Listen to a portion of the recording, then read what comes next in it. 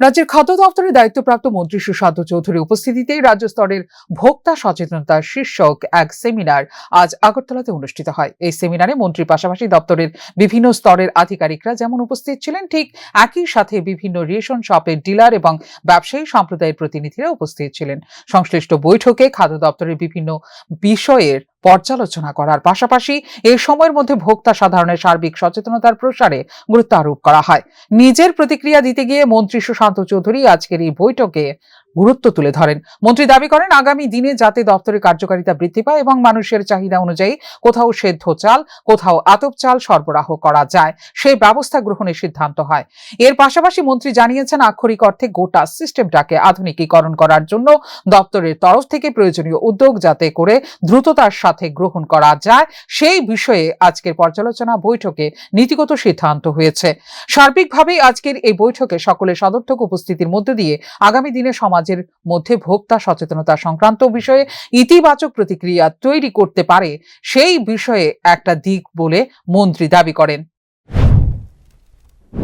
সমস্ত ডিলাররা আমরা ডাকাইছি না, আমরা বিভিন্ন জায়গা থেকে কিছু টোকেন রিপ্রেজেন্টেশন আমরা এখানে আনছি। এটার উদ্দেশ্য হচ্ছে যে আপনাদের সঙ্গে আলোচনার মাধ্যমে আমরা একটা সিদ্ধান্ত নেব যে এফসিআইতে আমরা আতপ চালরে কন্টিনিউ করতে কমুন, আর আমাদের সিদ্ধ চালের কথা মানে নতুন করে আনার লেগা কমুন। গভর্নমেন্ট অফ ইন্ডিয়ার বক্তব্য হচ্ছে সিদ্ধ চালটা অনেকে পছন্দ করতেছে না, যে কারণে আমরা আতপ দিই, আতপটা চলতেছে।